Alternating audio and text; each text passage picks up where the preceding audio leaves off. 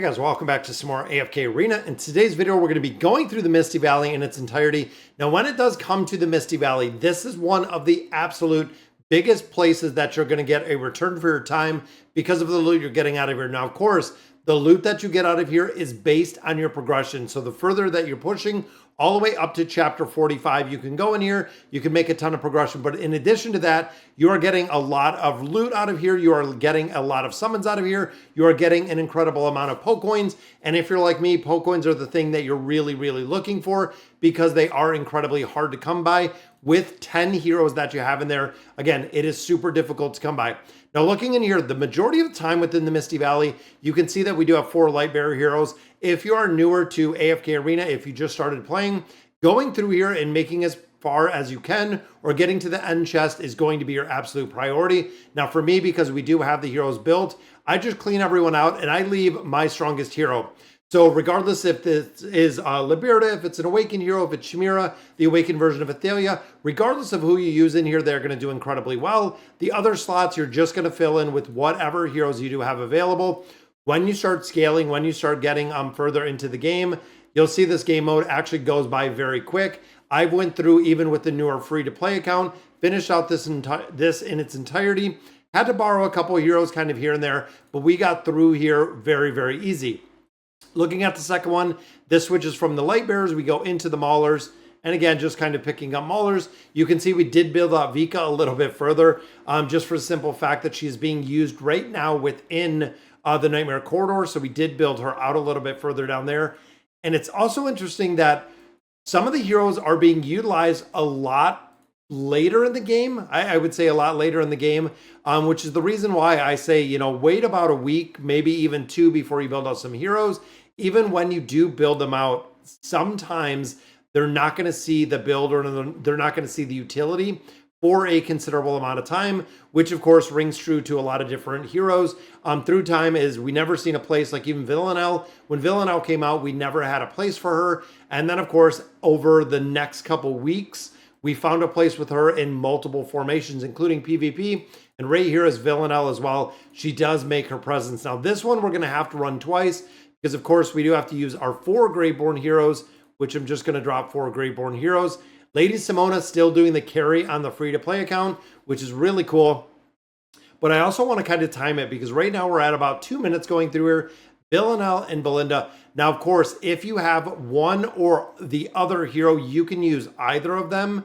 So if you only have one, you can actually borrow the other hero and be able to get through this. Now, of course, Villanelle is a big priority. The original version of Belinda really has no priority at all. Don't even know if she's used anywhere anymore, but even that, the level 1 Belinda does survive.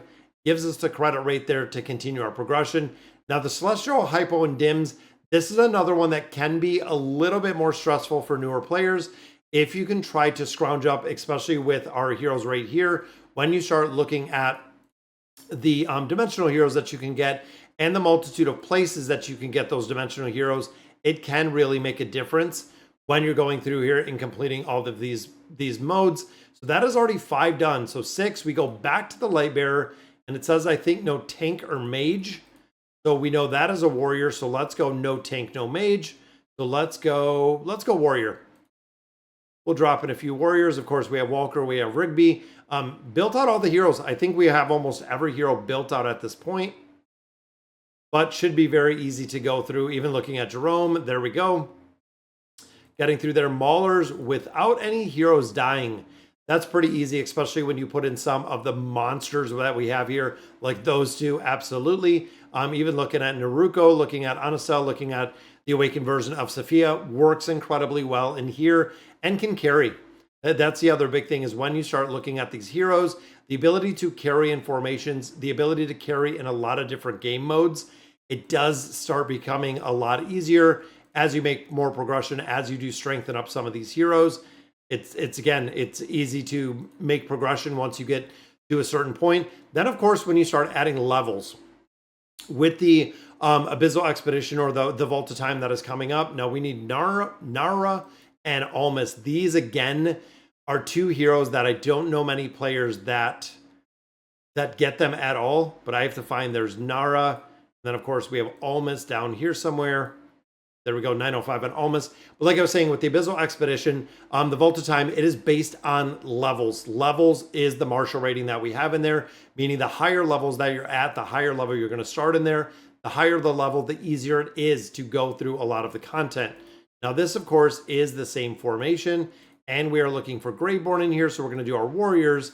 We're going to do Graveborn warriors, and we'll just pop a few in here, and there is Nara again. The OG, the original version of Baden.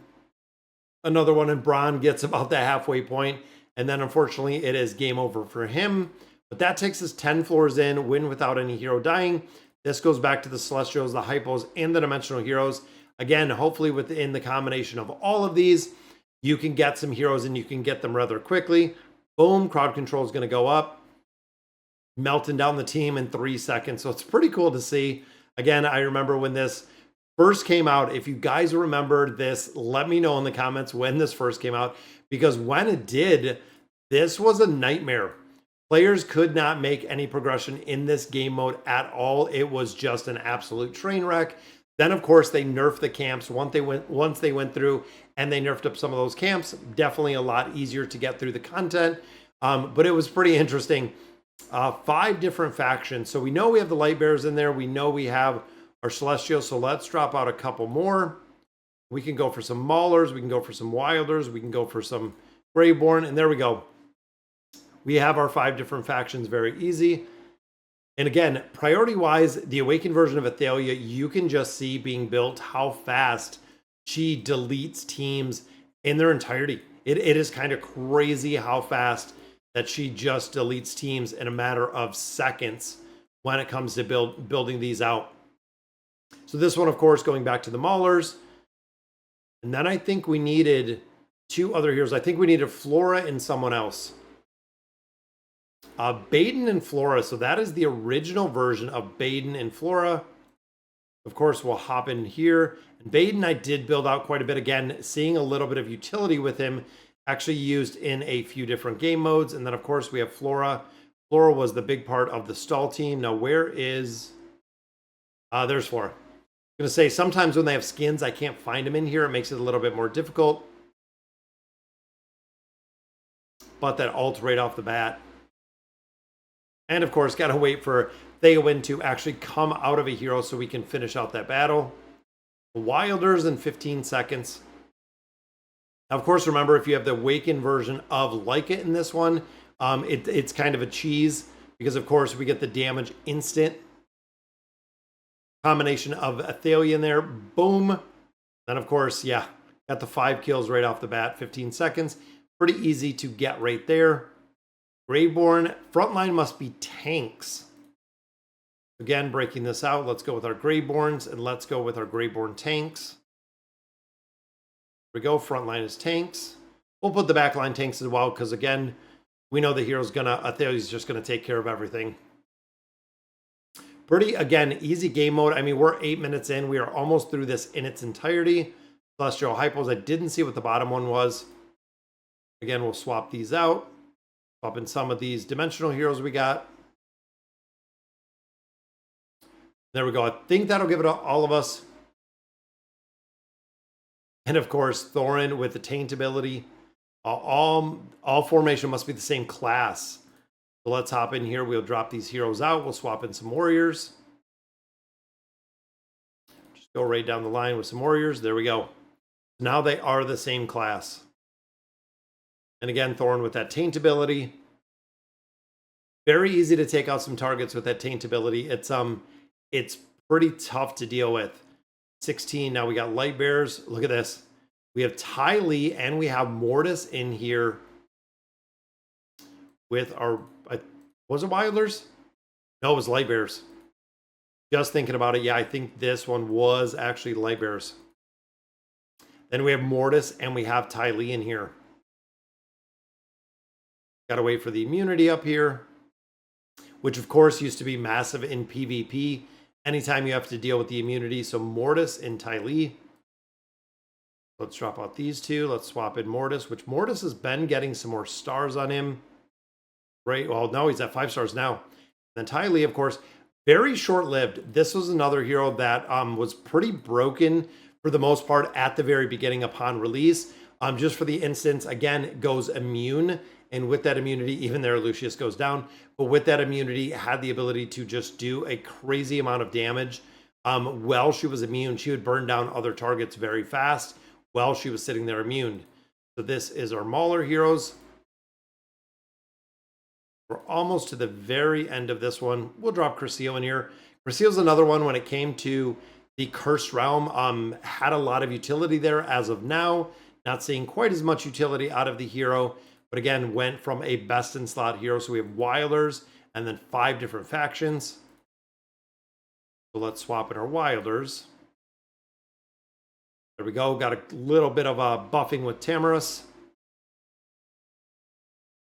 Comes in a little bit late, but pulls it all together. And again, with the immunity that we have right in the back. So again, 5 different factions. We'll leave our Wilder in here up front. Grab some of these other factions, and there we go. Very quick to get through. I mean, we're at 11 minutes right here, and we have, I think, what, 2 more floors, 3 more floors? And again, getting through that immunity, getting through the double kill of Thorin. Into the Graveborn's 15-second win.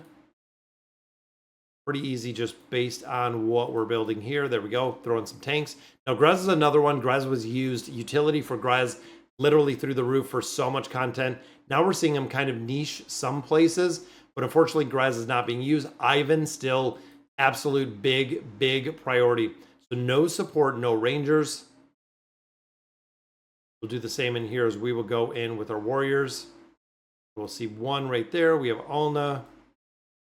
We'll go with Frampton. There we go. We'll drop some Warriors in here. Nothing but a warrior party.